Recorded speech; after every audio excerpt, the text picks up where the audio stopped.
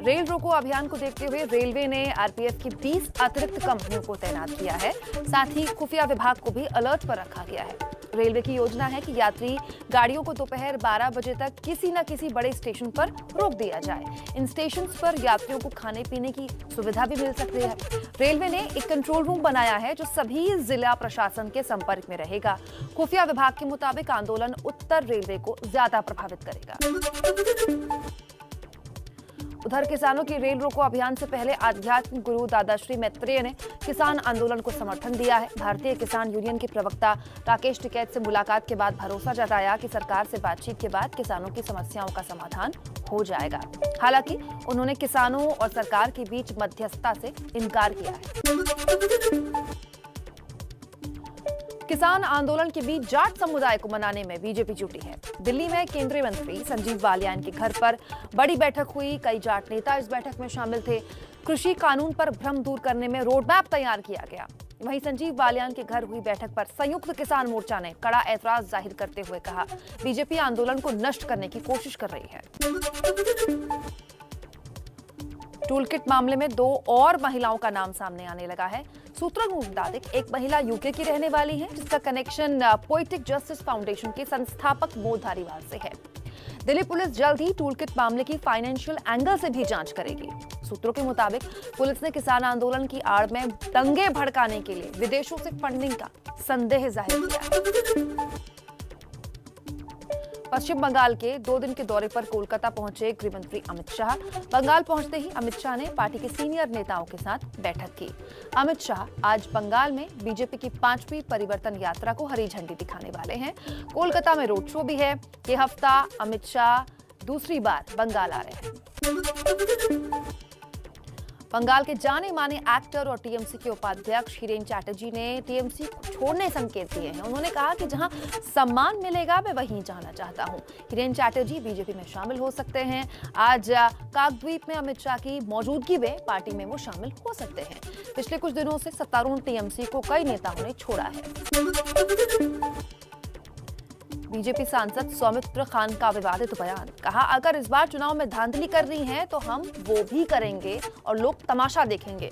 सौमित्र के बयान पर टीएमसी नेता इस्लाम ने पलटवार किया और कहा कि त्रिपुरा और असम सहित अन्य राज्यों में धांधली करके जीत ही हासिल की है। सौमित्र खान ने अप्रिय सच बताया। कोलकाता में बीजेपी नेता शुभेंदु अधिकारी की कार पर ईंट और पत्थरों से हमला। बीजेपी नेता समेत एक पुलिसकर्मी घायल। शुभेंदु ने टीएमसी पर लगाया हमले का आरोप। दरअसल शुभेंदु अधिकारी फूल बागान के दौरे पर थे। इस बीच जब वहां भिड़ंत हुई तो उनकी कार पर भी पत्थरबाजी होने लगी। बीजेपी के बंगाल प्रभारी कैलाश विजयवर्गीय घायल कार्यकर्ताओं से अस्पताल मिलने पहुंचे। पश्चिम बंगाल में चुनाव से पहले हिंसा बढ़ती जा रही है। बीती रात मुर्शिदाबाद में पश्चिम बंगाल के श्रम राज्य मंत्री जाकिर हुसैन पर बम से हमला किया गया है।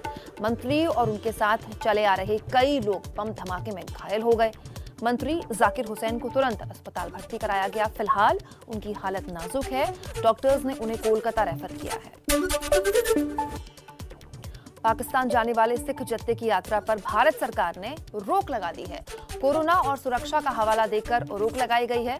गृह मंत्रालय के इस फैसले पर शिरोमणि गुरुद्वारा प्रबंधन कमेटी का कहना है कि अगर वक्त रहते बता दिया जाता तो इतनी परेशानी लोगों को नहीं होती। ननकाना साहिब का शताब्दी समारोह मनाया जा रहा है।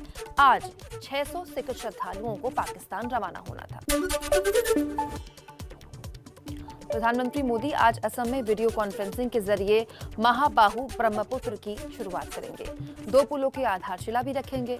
महाबाहु ब्रह्मपुत्र प्रोजेक्ट के तहत रोप पैक्स पोत संचालित करने का उद्घाटन भी प्रधानमंत्री करेंगे। पीएम मोदी धुबरी फूलबाड़ी पुल के लिए भूमि पूजन भी करेंगे। इस प्रोजेक्ट के जरिए भारत के पूर्वी हिस्से में आवाजाही को आसान बनाने की कोशिश है। पुडुचेरी में जनता के मंच से सीएम नारायणसामी ने राहुल गांधी के सामने झूठ बोल दिया। शिकायत करती महिला की बात का गलत अनुवाद कर सरकार की तारीफ कर दी। इस वीडियो को बीजेपी नेता सीटी रवि ने ट्वीट करके राहुल गांधी पर हमला बोला है। उन्होंने लिखा कि कांग्रेस नेता झूठ बोलने में राहुल के साथ प्रतिस्पर्धा करते दिख रहे हैं। इस घटना के बाद सोशल मीडिया पर खूब मजाक भी उड़ाया जा रहा है। पुदुचेरी में राहुल गांधी के बयान पर बवाल। गिरिराज सिंह ने तंज कसा, कहा 2019 से मछुआरों के लिए मंत्रालय है। राहुल मेरे पास आए, उनको सभी मंत्रालयों के बारे में मैं समझा दूंगा। पुदुचेरी के सोलाई नगर में मछुआरों से संवाद करते हुए कांग्रेस नेता राहुल गांधी ने कहा था कि मछुआरों के लिए अलग से मंत्रालय क्यों नहीं है।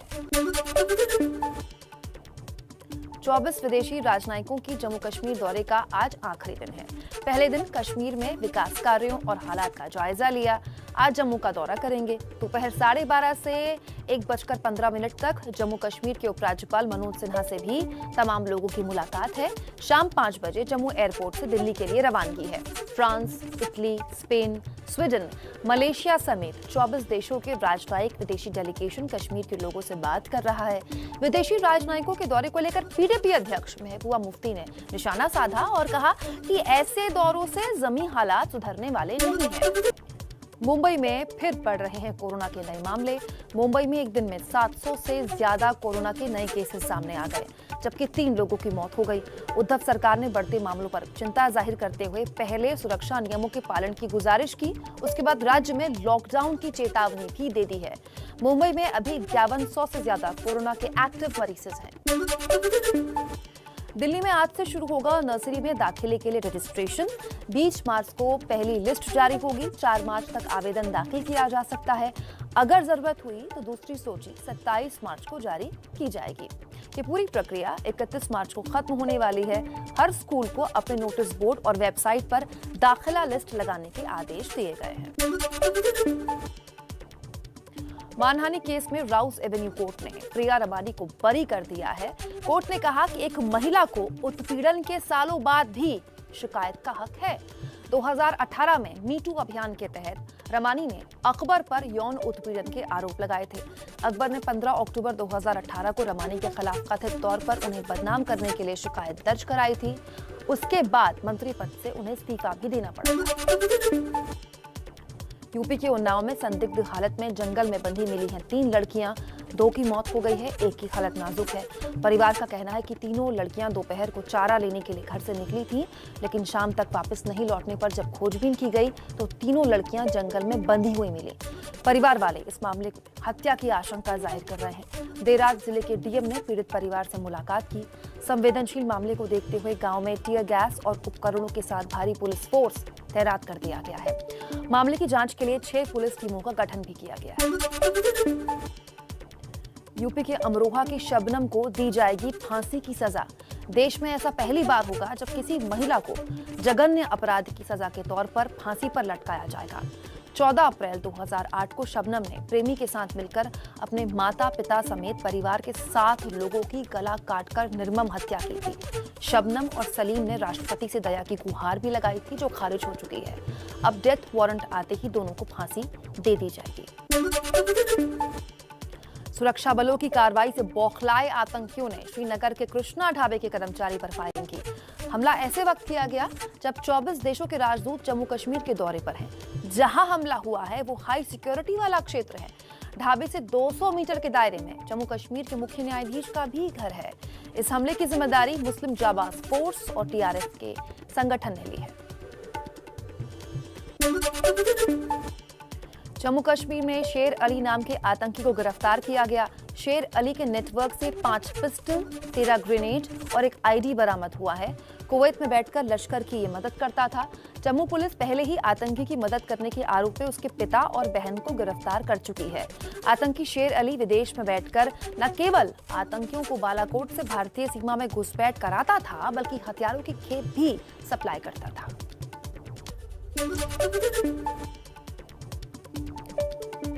बिहार के वैशाली में 5 साल की मासूम से रेप मामले में पॉक्सो एक्ट के तहत बड़ा फैसला। कोर्ट ने दोषी को मौत तक उम्र कैद की सजा सुनाई है।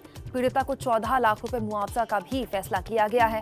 जनवरी 2017 को 5 साल की मासूम बच्ची के साथ गांव के ही युवक ने रेप किया था। कोर्ट ने आरोपी को 2.5 लाख रुपए जुर्माने की भी सजा सुनाई।